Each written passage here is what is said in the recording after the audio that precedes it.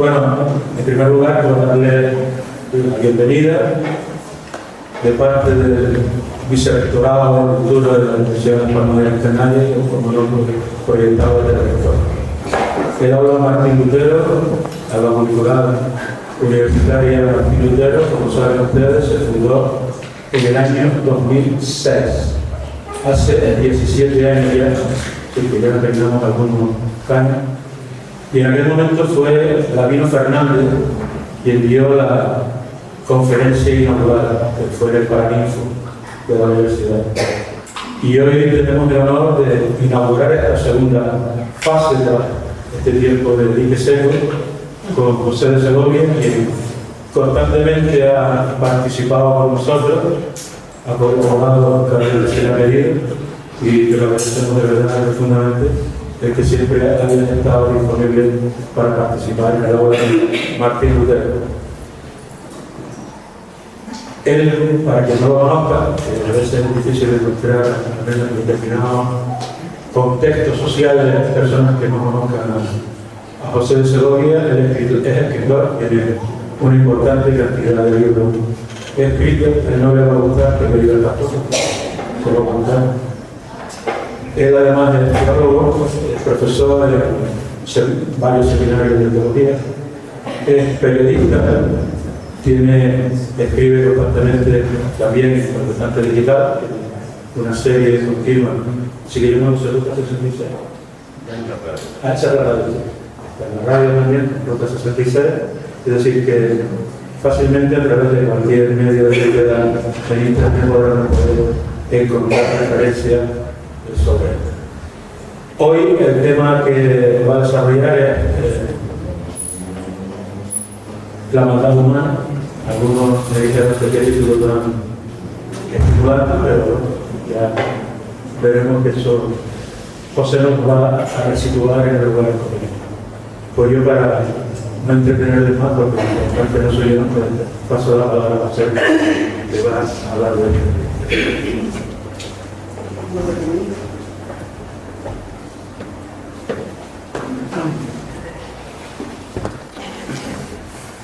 Se atribuye a un escritor nacido checo, pero muerto en Viena, perteneciente a esa cultura, digamos, que había entre siglos, la frase de Karl Kraus, que dice que el diablo es increíblemente optimista si piensa que puede hacer al ser humano peor de lo que ya es.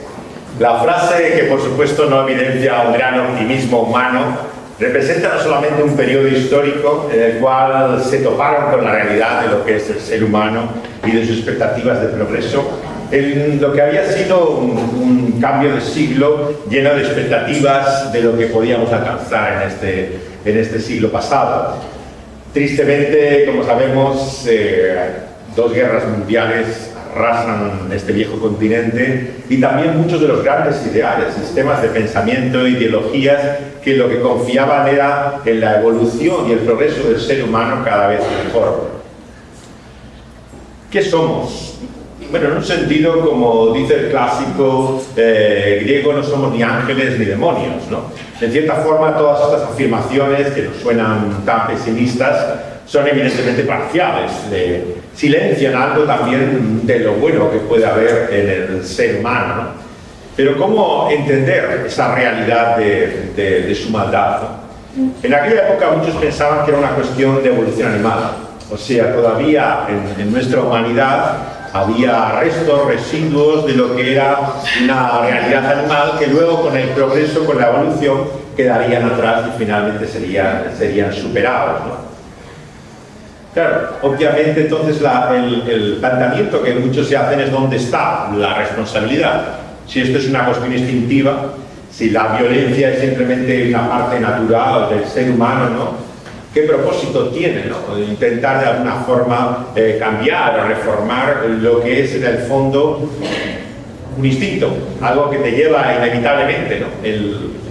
El animal no es ni bueno ni malo, hace lo que instintivamente puede hacer. Si el ser humano es así como actúa, realmente ¿qué podemos hacer?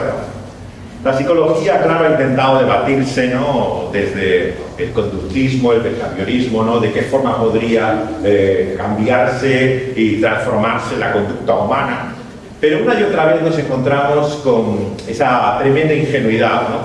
Muchos han pensado, bueno, el problema es que el ser humano no es un ser animal, como se ha pensado, sino hay una gran diferencia. Tenemos la mente, la inteligencia, esa razón y ese sentido que, aunque parezca el menos común de los sentidos, nos diferencia de cualquier otro animal.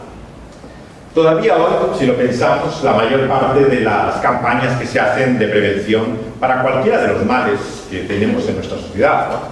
Sea la violencia de género, sea el abuso de la adicción, de sustancias, la explotación de personas, ¿en qué se confía? Se confía básicamente en un mensaje de conocimiento intelectual, en una información. La idea es que si haces prevención, dando a la gente a conocer el problema que esto supone, el mal que significa, la gente que para eso tiene cabeza, claro, pensará y finalmente se dirá a sí misma, claro, no está bien dar de bofetadas a tu esposa, no está bien el meterse en una espiral en la cual no tiene salida, ¿no? Pero decirme si esto no es una visión tremendamente ingenua, ¿no? Realmente nos creemos que todas las víctimas que hay todavía hoy, ¿no? No solamente de violencia de género, sino las terribles adicciones que sufrimos, ¿no? Son por falta de conocimiento. Creemos que le falta la información a estas personas, que simplemente no saben, ¿no?, que eso es bueno o eso es malo, ¿no? Que no tienen realmente los datos para poder llegar por sí mismos a pensar. Esta visión ingenua, claro, ha reducido al ser humano a su cabeza, ¿no? Como pigmeos de enorme cabezón, ¿no? Pensamos que fundamentalmente nos regimos por la inteligencia y la razón, cuando la evidencia parece demostrar lo contrario. Cuánta irracionalidad hay, ¿no?, en nuestro comportamiento como en nuestro propio razonamiento. No basta la información, ¿no?, de saber lo que es bueno, ¿no? Robert Louis Stevenson, el escritor escocés que ha pasado a la historia por esta novela de iniciación maravillosa, ¿no?, que algunos leemos con frecuencia, La isla del tesoro, escribió también un relato, ¿no?, que se llama El extraño, misterioso caso del Dr. Jekyll y Mr. Hyde, ¿no? Creo que no os hago un gran spoiler, ¿no?, si os descubro que el Dr. Jekyll y Mr. Hyde son la misma persona, ¿no? Es el caso de una historia del doble, dos personas que parecen radicalmente opuestas, ¿no?, pero que en el fondo siempre estas historias te llevan a la conclusión de que estamos ante un mismo individuo, ¿no? Él dice en el prólogo de su libro, él era de educación presbiteriana escocesa, que lo que le inspiró el Dr. Jekyll y Mr. Hyde es un relato ni más ni menos que de Pablo, el apóstol cristiano, ¿no?, converso después de perseguir a Jesús, ¿no?, y que en el capítulo 7 de Romanos, ¿no?, dice semejantes cosas como esta, ¿no? Nos dice que encontró dentro de sí tal contradicción, dice Pablo, ¿no?, que no hacía lo que hacía, no lo entendía, no hacía lo que quería, sino que lo que aborrecía, dice, eso hacía, en el versículo 15 del capítulo 7 de Romanos. ¿Quién no se ha sentido identificado muchas veces en su vida con esto? Somos nuestro mayor enemigo, somos capaces de destruir aquello que más apreciamos. A los que más queremos somos muchas veces los que más maltratamos, con nuestras palabras, con nuestro comportamiento. Y uno se asusta, es como si se asomara a un abismo oscuro, ¿no?, que es tu propio interior, tu propia vida. Muchos te dicen, no, sigue tu corazón, ¿no?, lo que tus sentimientos te dicen, ¿no? Pero cuando miramos a uno mismo, ¿no?, lo que vemos es, lejos de ser ese corazón de oro, ¿no?, un abismo, ¿no?, por el cual seríamos capaces de hacer casi cualquier cosa, ¿no?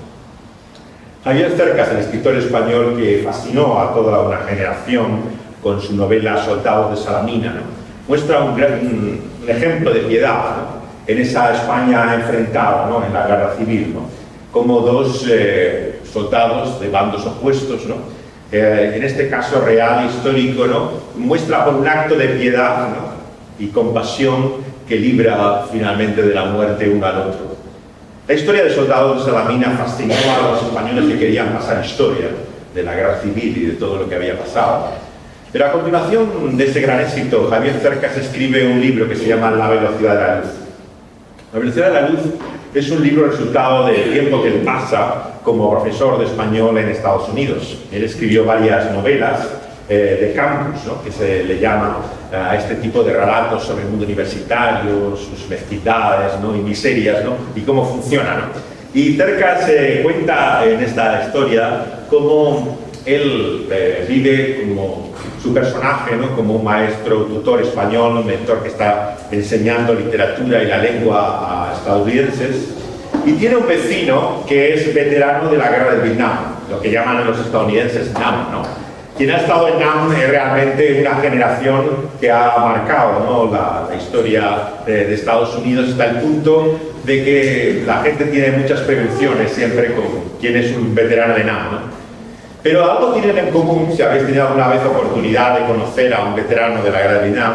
Yo he conocido hasta misioneros cristianos que habían estado en Vietnam, ¿no? Todos ellos nunca quieren hablar del tema.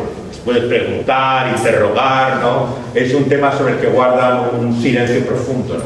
Y eso ocurre con el vecino del personaje de La Velocidad de la Luz. Él empieza a tener amistad con él, le invita a barbacoas, este tipo de celebraciones americanas sociales, ¿no? Pero tiene esa inmensa curiosidad que va creciendo con el tiempo, ¿no? ¿Qué ha hecho este hombre, ¿no? En la guerra, qué ha sido lo que ha pasado allí? Pero empieza a intuir, claro, que hay algo realmente oscuro detrás de todo ello, ¿no? Algo de lo que su vecino se avergüenza. Realidades que él mismo es responsable de ellas, ¿no? Que preferiría realmente no pensar sobre ellas, ¿no? La Velocidad de la Luz se introduce con una frase de un poeta alemán, ¿no? Que dice que el problema de Alemania, ¿no? En la época del nazismo, no estaba, ¿no? En la política ni en las circunstancias, sino en la oscuridad del corazón humano. Ese diagnóstico terrible, ¿no? Que se ha hecho no solamente de una sociedad totalitaria, ¿no? Como la fue la nazi, ¿no? Sino del género humano, sigue siendo algo tremendamente impopular. Se considera algo exagerado, excesivo, fanático. El premio Nobel de Literatura, William Golding, que fue maestro en Cornualles, en Gran Bretaña, él observaba a los chicos en el patio de recreo. Y si alguno tiene recuerdos, como yo tengo del patio, veis que no veis lo mejor y maravilloso del ser humano muchas veces en el patio de un recreo de un colegio. Lo que veía era la crueldad de vida que tenían los chavales entre sí, la increíble falta, ¿no? De misericordia, ¿no? De completa sensibilidad. Y él escribió este relato, ¿no? Que se llama El Señor de las Moscas. El Señor de las Moscas fue su primer libro en el cual él describe la historia de un grupo de escolares, de colegiales, que en un barco, en la novela original, en las películas hay 2 películas sobre ella, y en una de ellas es un avión, en otra está todavía el barco, pero aparecen perdidos en una isla. La isla es un entorno paradisíaco, ¿no? Totalmente como imaginamos que es el Edén, ¿no? Vivir en un mundo ideal. Está jugando, claro, con una de las figuras más características de la Ilustración del siglo XVIII, como Rousseau te habla que si el ser humano estuviera en ese estado natural, ideal, ¿no? Totalmente paradisíaco, los problemas que tiene tanto de conducta, ¿no? Como en su vida cambiarían radicalmente, estaría en armonía con ese medio ambiente. Y en ese contexto Golding cuenta una pesadilla realmente. Estos chicos que están allí juntos en la isla lo convierten en un auténtico infierno, ¿no? O sea, el grado de crueldad, ¿no? De salvajismo, ¿no? Y hasta de crimen, ¿no? Que tiene el Señor de las Moscas, ¿no? Es sobrecogedor, ¿no? Tratándose de niños, ¿no? Finalmente, lo más terrible de todo es que cuando acaba la historia, ¿no? Y acaba un barco americano descubriéndolos y recoge a los niños, ¿no? Malinterpreta el marino que están jugando los niños, ¿no? Que están inocentemente pasando el rato, ¿no?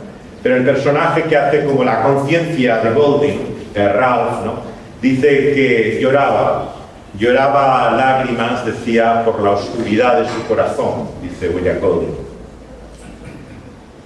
Cuando el libro fue llevado a las editoriales y casas que en aquel momento podían publicarlo, todos lo rechazaban. Nadie quería publicar un relato semejantemente pesimista, ¿no? Sobre la propia infancia. Si hay un mito realmente de la Ilustración que ha pervivido hasta el día de hoy, yo creo que incolume, prácticamente indestructible, es el mito de la bondad humana. El hecho de que somos naturalmente buenos, ¿no? y que en todo caso, si se nos corrompe, será por la sociedad, las estructuras, las circunstancias, ¿no? Ocasiones que hemos vivido en la vida traumáticas, que son las que nos distorsionan, pero que no hay duda que el ser humano en el fondo es fundamentalmente bueno. Claro, esto te llama la atención que se mantiene por igual en las grandes ideologías, pensamientos de nuestro tiempo. Todos ellos, incluso aquellos que hacen una capacidad autoral más crítica, caso de Freud, por ejemplo, ¿no? Como analiza, ¿no? en la psique humana, ¿no? La contradicción que hay, ¿no? Entre ese super yo represivo que se enfrenta, ¿no? A su propio yo, ¿no? El ello, ese ser irracional que hay dentro de él. No puede explicar, claro, por qué hay ese sentimiento de culpa, ¿no? ¿Por qué, a pesar de la terapia, combatir, ¿no? Lo que ha sido esa represión que hace que el ser humano se sienta mal, sin embargo, no es capaz, ¿no? De poder explicar cómo podemos vernos libres de ello si ya no creemos como él no cree en el concepto de pecado? La idea de maldad o de pecado vemos que está claramente unida a la tradición que llamamos judio-cristiana, ¿no? En la cual se considera que el mal no es algo natural, ¿no? Sino que es algo que se produce y se introduce en un mundo natural que es originalmente bueno. Esa visión que encontramos del pecado en la Biblia, ¿no? En los primeros capítulos del Génesis, ¿no? Es sintomático que vemos que efectivamente el ser humano es hecho, ¿no? Por esa deidad que se manifiesta como el autor de la vida, así como el que se revela por medio de la escritura, ese Dios, nos dice que ha creado al ser humano como bueno, que ve toda su creación como buena. Sin embargo, al llegar al capítulo 3, ¿no? Encontramos que esa serpiente antigua, que Apocalipsis llama Satanás, se ha introducido en este mundo bueno. Está introducido en él y con su seducción le engaña, ¿no? Y le tienta, ¿no? A aquella primera mujer y a aquel primer hombre.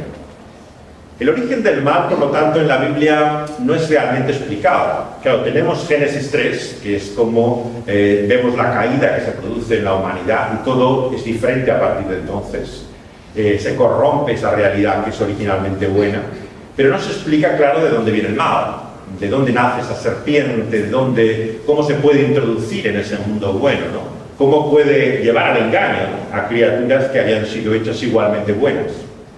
Por lo tanto, tenemos que decir a aquellos que somos creyentes que tanto creyentes como no creyentes no podemos explicar el origen del mal.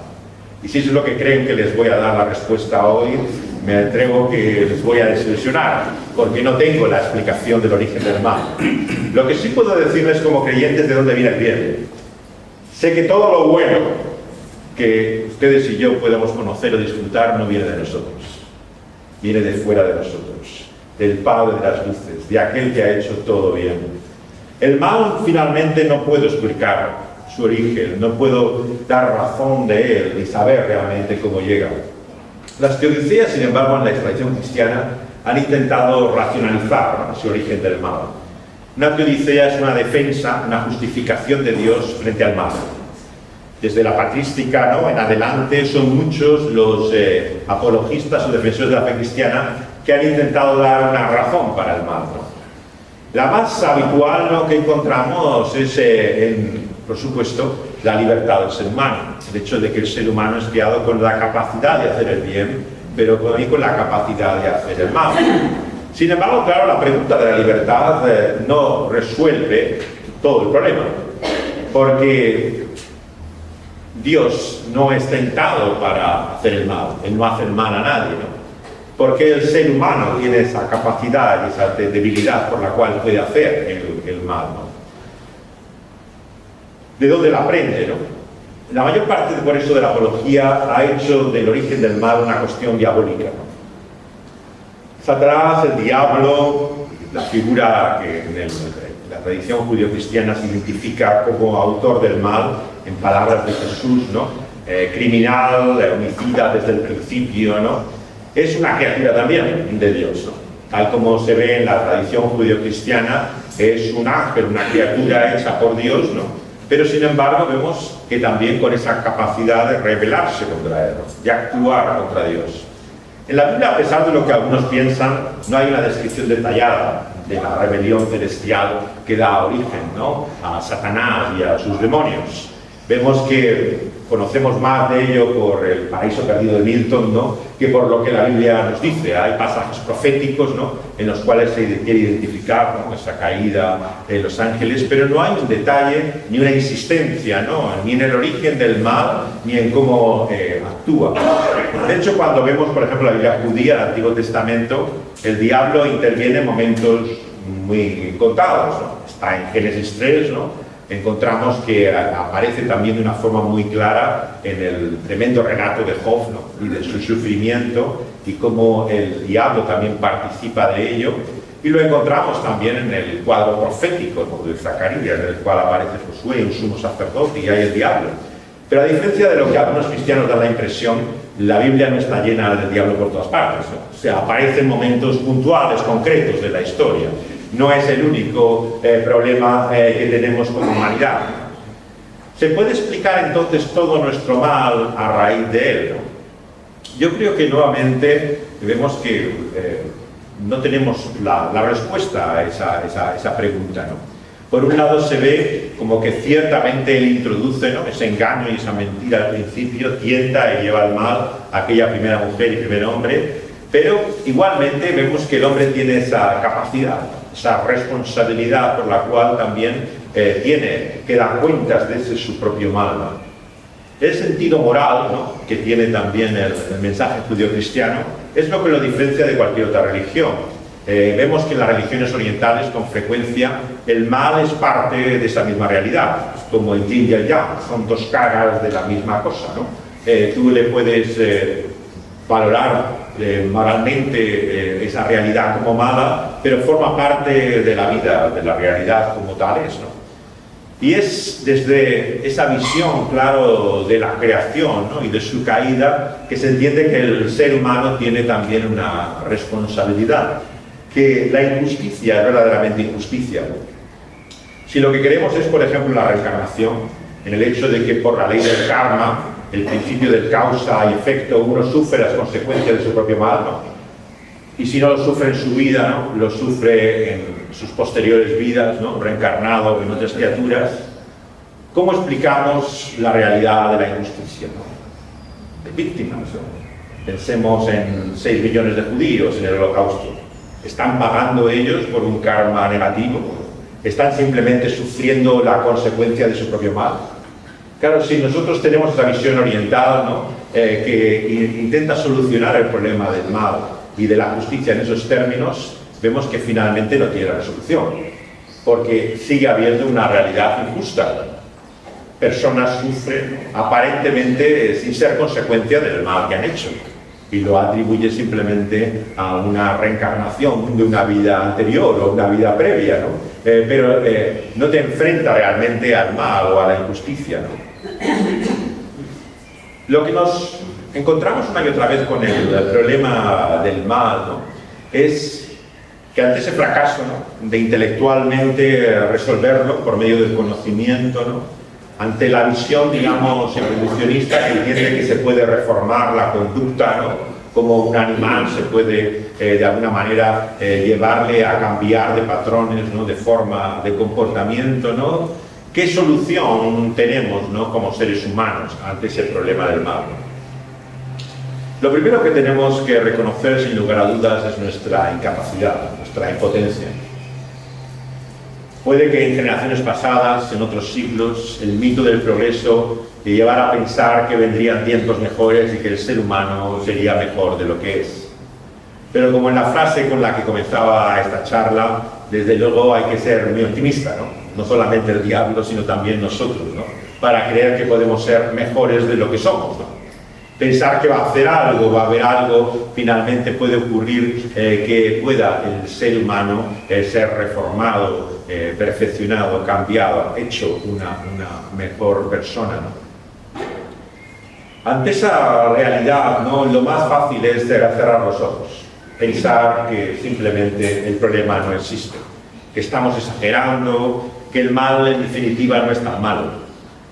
Esta es la tentación, claro, que todos tenemos, ¿no? Pensar siempre que el mal está en otro lugar. Siempre hay alguien peor que tú, ¿no? Comparativamente puedes pensar que somos buenos porque siempre hay gente peor que tú puedes conocer, ¿no? Por eso, cuando hablamos de nuestra justicia propia, hablamos en términos comparativos, ¿no? Siempre te parece que comparado con otras personas, claro, tampoco es tan malo. Al fin y al cabo, sales airoso del análisis y del examen que hagas de ti mismo, ¿no? Pero realmente nos creemos que el mal es simplemente el problema de Hitler, Stalin y Gengis Khan, de las cabezas de turco de la historia a las cuales hemos cargado toda la responsabilidad de la maldad, ¿no? Del estado puro, ¿no? Como si todos los demás fuéramos inocentes ante ello. Cuando analizamos una locura misma, ¿no? Como la que llevó al holocausto, ¿no? Una y otra vez, ¿no? Se analiza cómo, en cierto sentido, Alemania ha sido la cabeza del turco, ¿no? Cuando vemos las enormes matanzas que se hicieron en el este de Europa, ¿no? Como en otros muchos países, ¿no? Aparte de Alemania, ¿no? Ese odio antisemita llevaba literalmente a matanzas brutales, ¿no? Que se hicieron. En el avión que venía aquí estaba leyendo como se ha escrito ahora un libro, ¿no? Sobre la tremenda crueldad en Polonia que se hicieron contra judíos, ¿no? Por parte de polacos, ¿no? Jugaban al fútbol con las cabezas decapitadas de judíos, o sea, los detalles de crueldad tremenda, ¿no? De los relatos que han quedado de lo que pasó, por ejemplo, en este lugar de Polonia, ¿no? Nos siguen asombrando. Sin embargo, nos sentimos mejor, como dice también Antonio Muñoz Molina, pensando que Hitler fue un extraterrestre, que realmente su mal no tiene que ver con nosotros, era algo extraño, ajeno, una combinación terrible, ¿no? Que llevó a desatar ese mal. ¿Por qué? Porque no queremos enfrentarnos, ¿no? A nuestra propia responsabilidad, ¿no? Y en la medida en que nosotros mismos somos partícipes de ese mal. Ese autoexamen, ¿no? También es el que nos invita a la profecía bíblica. Jeremías dice ya en la Biblia judía que engañoso es el corazón sobremanera, ¿no? Cuando lo que hacemos es mirar nuestro propio corazón, claro, el peligro es el autoengaño, la autodecepción. Siempre nos consideramos mejor de lo que realmente somos, ¿no? En nuestro propio examen siempre salimos airosos, siempre nos parece que aprobamos el examen. Somos finalmente no tan malos como podíamos pensar. Pero qué diferente, claro, es la percepción de los otros, qué diferente es las evidencias mismas, ¿no? De lo que es nuestra vida, ¿no? Como dice un poema, ¿no? Creemos que el hombre es fundamentalmente bueno, aunque todas las evidencias demuestren lo contrario, ¿no? Realmente, cuando tú analizas la historia y ves la realidad de lo que somos, no llegarías a la conclusión de que el ser humano es fundamentalmente bueno. Al contrario, te enfrentas a esa tremenda contradicción, ¿no? Esa horrible realidad, ¿no? Que es nuestro lado oscuro, ¿no? Se ha popularizado en los últimos años una expresión que seguramente habéis oído, ¿no? En la literatura, en el cine y en muchos medios, ¿no? Que es nuestros demonios, ¿no? Cómo uno convive con sus propios demonios, ¿no? Y cómo cuando intentas explicar, ¿no? Que has perdido el control, ¿no? Que de alguna forma ya no tienes dominio propio, que has salido de ti algo que no puedes enfrentarte con ello, le llamas tus propios demonios, ¿no? Aquello que llevas dentro que lo quieres reconocer que es parte de ti. Claro, esto es una forma de despersonalizar el problema del mal. Si el problema es de esos demonios, de esa realidad externa a ti, te sientes mejor, ¿no? Sin embargo, claro, la realidad es que hay momentos en la vida revelatorios, ¿no? Como epifánicos, ¿no? En que se pone en evidencia algo que reprimimos a todos los demás, ¿no? ¿Quién no ha vivido el momento, ¿no? De estar hablando fuera de sí, ¿no? Totalmente de una forma que no sueles hablar normalmente, ¿no? Como es totalmente airado, ¿no? Y te das la vuelta, ¿no? Y ves una persona a la que sueles hablar amablemente, ¿no? Y de una forma totalmente correcta, ¿no? Y te sientes descubierto, ¿no? Como puesto en evidencia. Ahora esa persona ha visto de mí algo que no había visto antes, ¿no? Es como cuando te cambian a veces la voz, a veces por teléfono, ¿no? Ves que hablas de una forma amable y correcta, ¿no? Y de repente cuando estás trastornado ves como el tono totalmente ha cambiado, la manera, y parece que estás ante otra persona más, ¿no? Son como momentos revelatorios, ¿no? En que se descubriera algo, ¿no? De esa realidad que reprimimos, ¿no? Que está ahí en nosotros, ¿no? Pero que solamente en ciertas ocasiones sale a la luz, ¿no? Y se pone en evidencia. La Biblia yo creo que tiene esa increíble, extraña virtud, ¿no? Para mostrar no solamente la realidad del autor de la vida, sino de quiénes somos nosotros, ¿no? Gran parte de lo que la verdad tiene de la Escritura y lo que ha caracterizado incluso, ¿no?, a la propia historia y pensamiento judío a lo largo de los siglos, ¿no?, esa capacidad de descubrir en la Biblia la realidad oscura que hay en ellos mismos, ¿no? Se ha hablado mucho de cuál es el origen de lo que se denomina la cultura judía, ¿no?, el aborrecimiento de uno mismo, ¿no? O sea, muchos judíos a veces son culpados de odiar a los propios judíos, ¿no? Es conocido, claro, el caso de Hannah Arendt, ¿no? Hannah Arendt era esta gran filósofa, ¿no?, pensadora, ¿no?, que estaba en Alemania, ¿no?, con Heidegger, ¿no?, y se ve forzada, ¿no?, a dejar Alemania, ¿no?, y marchar a Estados Unidos, ¿no?, escapando de la realidad del nazismo, mientras su maestro se hace parte firma, digamos, el acuerdo que tenían que hacer los profesores de universidad para quedarse en la universidad nazi. Hannah Arendt tenía una relación personal con él, pero finalmente se casa con un judío, ¿no?, y se marcha a Nueva York, ¿no? En ese momento, estamos hablando en la segunda mitad del siglo XX, se está buscando a los antiguos nazis, ¿no?, que están escondidos en gran parte en Sudamérica. Y hay una operación a partir de la fundación del Estado de Israel, el año 48, que descubre por medio de un ciego en Buenos Aires, ¿no?, la presencia de Eichmann, el jerarca nazi, en Buenos Aires, con otro nombre, claro, y otra identidad, ¿no? Aquel hombre que había estado en los campos, ¿no?, de exterminio reconoce, ¿no?, a pesar de su ceguera, ¿no?, que claramente el vecino que tiene, ¿no?, es Eichmann. Eichmann era el responsable del transporte, ¿no?, a todos los campos de exterminio nazis. Fue, digamos, el estratega que buscó la manera más eficaz de poder llevarlos, ¿no?, desde aquellos lugares en que estaban concentrados al principio, en otros campos, a lo que eran los campos de exterminio, ¿no? Los campos nazis eran de exterminio o de concentración, pero son muy distintos uno que otro, claro. Los de exterminio, como su nombre dice, tenían un solo fin, que era acabar realmente con los que llegaban a ese campo. Y él fue el que creó todo este sistema que todavía vemos en los campos que se visitan de tren, ¿no? Se llega la vía del tren hasta la propia puerta del campo, ¿no?, donde se hacía claramente la separación de aquellos que iban directamente a la cámara de gas, ¿no?, personas que consideraban inútiles los nazis, que eran mujeres, niños, personas que tenían cualquier tara, y directamente las mandaban al exterminio, ¿no?, mientras que los otros consideraban que podía hacerse alguna función con ella, ¿no? La Mossad hace una acción sorpresa en Buenos Aires y secuestra, ¿no?, a Eichmann, se lo lleva a Israel y anuncia que va a juzgar el Estado de Israel al jerarca nazi por sus crímenes, ¿no?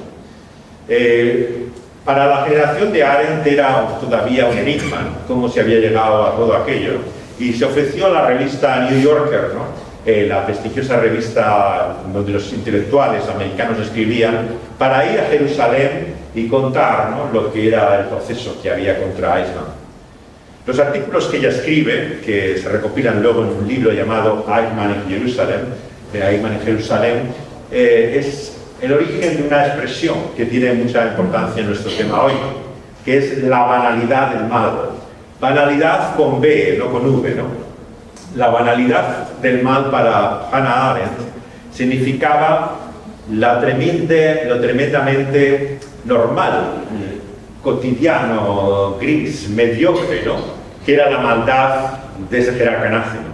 O sea, cuando le está escuchando y ve sus argumentos, le observa como persona, lejos de encontrar ese monstruo que ella quería ver, ¿no?, descubrir quién era capaz de semejante maldad, ¿no?, lo que se queda aterrorizada, claro, es de ver a una persona normal, a un ser humano con todos los rasgos que tiene de su humanidad.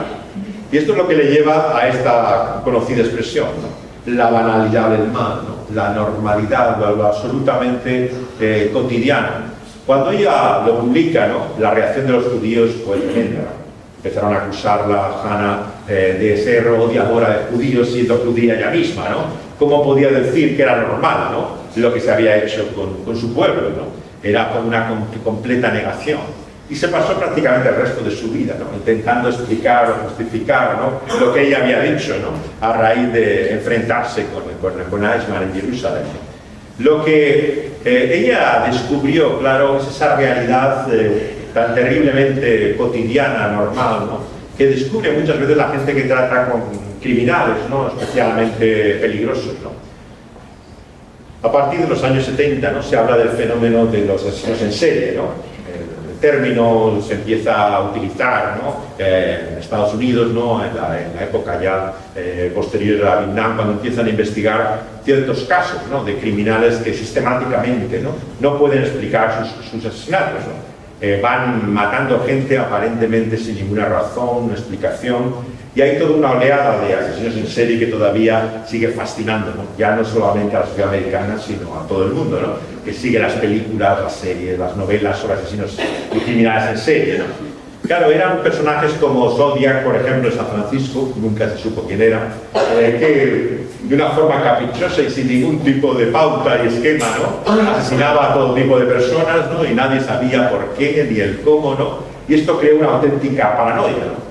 La gente tenía ya miedo hasta de salir a la calle, ¿no? Clint Eastwood hizo su película, ¿no? También de Harry Sucio, que muestra también francotiradores, ¿no? Que se colocaban realmente, ¿no? Encima de edificios, ¿no? En Estados Unidos, y empezaban a disparar sobre cualquier persona, ¿no? Niños que iban al colegio en los autobuses, y aquello creó una situación de pánico, de locura, ¿no? Esto realmente no puede salir a la calle, o sea, no se puede vivir aquí, ¿no? Claro, cuando empiezan los psiquiatras, ¿no? Y especialistas médicos a investigar asesinos en serie, ¿no? ¿Qué es lo que tienen, ¿no? Claro, les sorprende inmensamente de ellos la normalidad. Aparentemente el asesino en serie, como sabrán por cualquier película que hayan visto, parece una persona normal, o sea, no tiene nada de rasgos marginales, no es un individuo que vive en la calle, que está, digamos, en el margen criminal, ¿no? Que tú podrías esperar un asesino, ¿no? Son personas que pueden tener incluso una vida aparentemente ordenada, ¿no? Que tienen familia, que siguen una vida normal, pero sin embargo tienen un comportamiento criminal, ¿no? Claro, el choque que supuso para muchos de estos especialistas, ¿no? Enfrentarse a ellos, ¿no? Hablar con ellos y ver como la realidad de que realmente eran terriblemente humanos, ¿no? O sea, no podían explicar, ¿no? De dónde llegaba semejante violencia, ¿no? A la luz, ¿no? Cómo poder entender, ¿no? ese fenómeno que se producía en sus mentes, ¿no? Y que les llevaba a ser tan peligrosos, ¿no? Si alguien ha tenido algo de contacto con la prisión o la cárcel, ¿no? Te dirá siempre que todos los que están allí son inocentes, ¿no? Si nunca le preguntes a un preso, ¿no? Qué es lo que ha hecho, porque todos están por error, ¿no? Todos están por equivocación, ¿no? Lo tremendo es que se lo creen. O sea, lo asombroso cuando tratas con personas de este nivel es que están convencidos de su propia inocencia, ¿no? Pueden haber pasado por un proceso, haber vivido todo tipo de evidencias, haber un juicio y determinarse su culpabilidad, que ellos en el fondo se creen inocentes, ¿no? Claro, esta realidad por la cual negamos, ¿no? Quiénes somos, ¿no? Negamos lo que hacemos, ¿no? No nos enfrentamos a la realidad, ¿no? Es por un lado la que te da cierto tipo de estabilidad mental, ¿no? Claro, supongo que si te fueras consciente realmente de quién eres y de lo que llegas a hacer, no podrías vivir, ¿no? No tendrías la posibilidad de existir sin esa tortura, ¿no? Mental dentro de ti, ¿no? Entonces tenemos esa capacidad, ¿no? De autoengaño por la cual siempre vemos todo con color rosado, nos parece que somos mejores de lo que somos. Finalmente, ¿qué es lo que determina, ¿no? Esa maldad de nosotros, ¿no? Yo creo que la realidad de lo que somos se determina objetivamente. Una cosa son los sentimientos de culpa que podamos tener y otra cosa es nuestra culpa objetiva. Quiero decir, hay personas que tienen una enorme sensibilidad y que nos sentimos culpables por cualquier cosa, ¿no? Enseguida te ves consciente, ¿no? De tus errores, ¿no? Y de tus fallos. Pero hay otra gente que realmente parece dura como la piedra, ¿no? O sea, le puedes enfrentar a la realidad que de todo tiene explicaciones. Como dice la famosa frase de Renoir, ¿no? Déjame que te explique, ¿no? Que todos tenemos explicaciones para todo, ¿no? Te puedes ver en el momento más evidente, ¿no? Absolutamente de culpabilidad, que siempre tendrás alguna explicación o justificación que hacer, ¿no?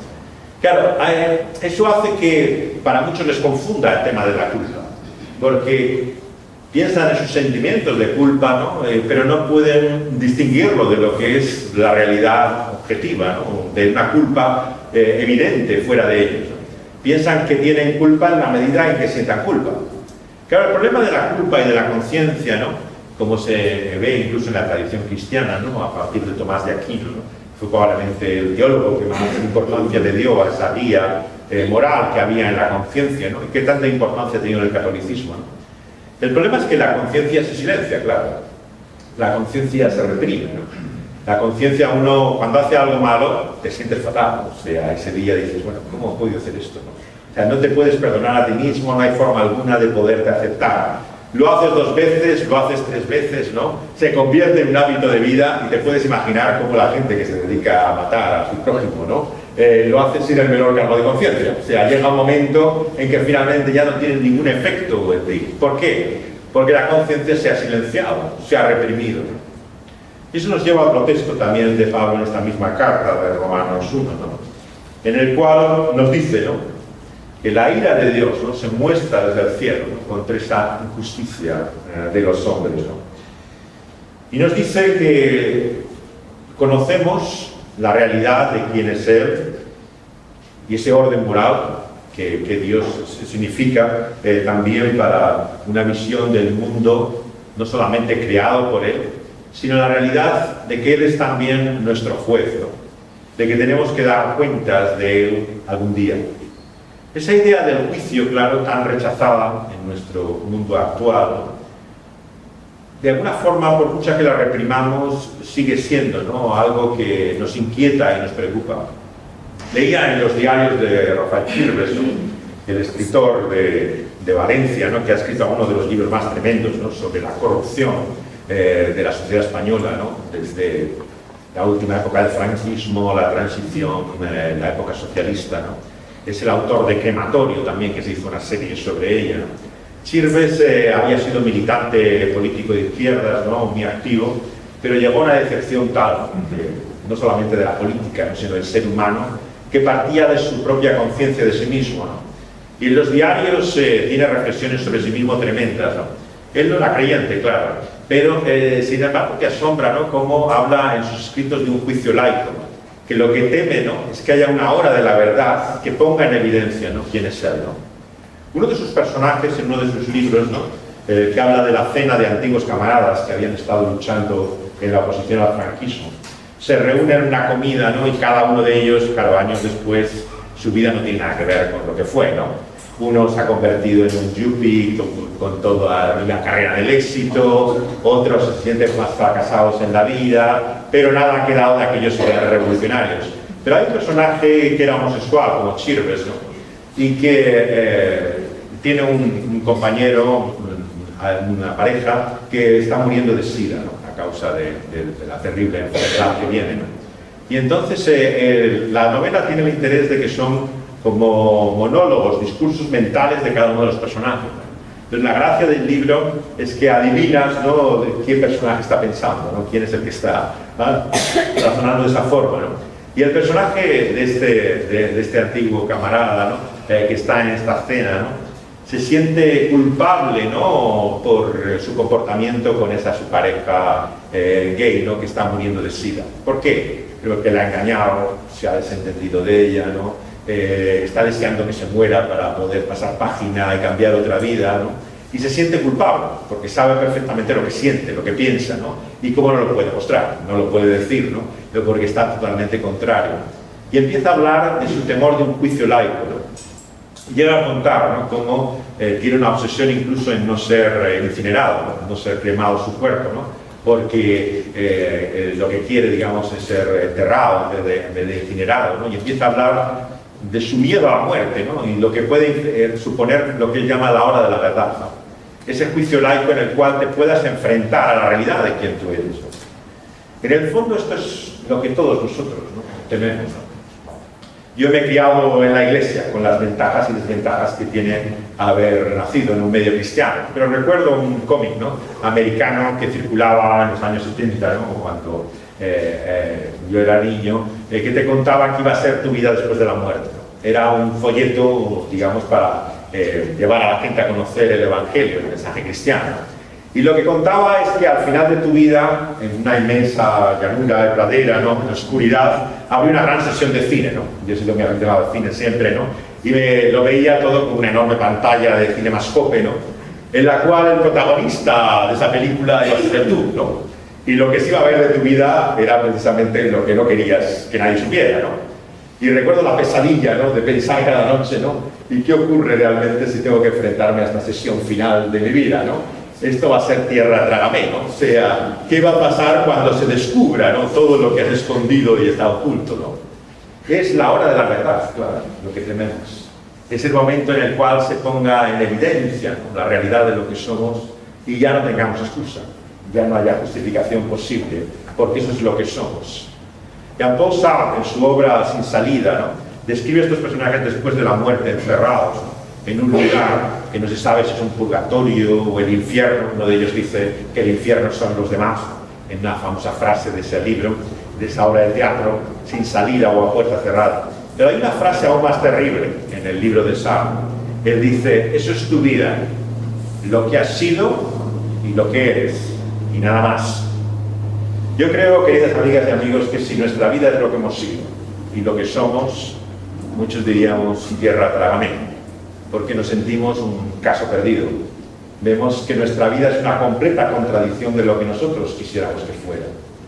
Pero la buena noticia del Evangelio que Pablo ha descubierto, y todo seguidor de Jesús, es que nuestra vida puede ser más de lo que hemos sido y de lo que ahora somos, lo que podemos ser gracias a otro. Pedro, sin lugar a dudas, es conocido entre los apóstoles también por sus grandes contradicciones. Era un hombre capaz de decir: yo daré mi vida por el Maestro, ¿no? No se te ocurra ir a Jerusalén, que allí te enfrentas a la muerte, es aquel que saca la espada, ¿no?, para defenderle, ¿no? Pero sin embargo, en aquella terrible noche, se cumplen las palabras de su Maestro, ¿no?, y amargas lágrimas, ¿no?, recorren su rostro, porque al cantar el gallo 3 veces, descubre lo que el Señor le había dicho. Le había negado y traicionado una y otra vez. Le había dicho a aquella mujer, a desconocidos, que no le conocía ni sabía quién era Jesús. En aquel momento Pedro se daba cuenta que si su vida era lo que había sido y lo que era, desde luego era un caso perdido. Pero la buena noticia que tengo que deciros es que hay alguien especializado en casos perdidos. Y es el autor de la vida. El que se propuso cambiar la vida de Pedro y la vida de Pablo, la vida de hombres que negaban la realidad de quién era él, que le perseguían incluso en su fanatismo, como era Saulo de Tarso, y maldecían, ¿no?, el nombre de Jesús. Y él se complace precisamente en esos casos perdidos, en convertirlos en sus mayores seguidores, en aquellos que anuncian, ¿no?, la buena noticia de que lo que es imposible para los hombres, ¿no?, es posible para Dios, ¿no? Y como dice el apóstol Pablo aquí, ciertamente nuestro conocimiento ha sido entenebrecido, nuestro razonamiento no nos muestra la verdad de lo que somos. Nos creemos sabios cuando somos necios, ¿no? Y es así que hemos cambiado al Dios verdadero por tantas cosas y personas en las que ponemos nuestra vida y nuestra confianza. Y estamos ante el peligro que también nos muestra aquí el apóstol, de que un día ese autor de la vida que sea nuestro juez nos diga: esto es lo que quieres, esto es lo que tendrás. Es terrible pensar que lo peor que nos pudiera pasar en la vida es que se cumplieran nuestros sueños, nuestros anhelos, nuestros deseos, que nuestro deseo de querer vivir sin ese Dios, lejos de Él, sin tenerle en cuenta, fuera cumplido. Sería lo peor que nos pudiera ocurrir. ¿Por qué? Porque nos enfrentaríamos a lo que el apóstol nos muestra aquí, en esta carta. Entregados a nosotros mismos y a nuestro propio propósito, descubriríamos lo que C.S. Lewis, ¿no?, describe en su libro, ¿no?, de Mero Cristianismo, ¿no?, cuando dice qué es el infierno, qué es el juicio, qué es la condena que el ser humano recibe justamente de ese Dios que finalmente tiene la última palabra sobre su vida. Es finalmente, dice Luis, el mayor acto de libre albedrío que pueda tener la humanidad. Es Dios diciéndole a su criatura: eso quieres, eso tendrás. Y como dice Luis, claro, nos gustaría pensar, ¿no?, que finalmente todos podamos ser libres de esa realidad. Pero ¿quién puede ser libre de sí mismo, de sus propios deseos, de sus propios anhelos o de sus propios sueños. Es por esto que el Señor Jesús, finalmente en el Evangelio, nos muestra que nuestra única esperanza, ¿no?, está en un cambio profundo, un cambio de corazón, ¿no? Él dice que lo que contamina al hombre, lo que estropea la vida, no es lo que está fuera de él, es lo que está dentro.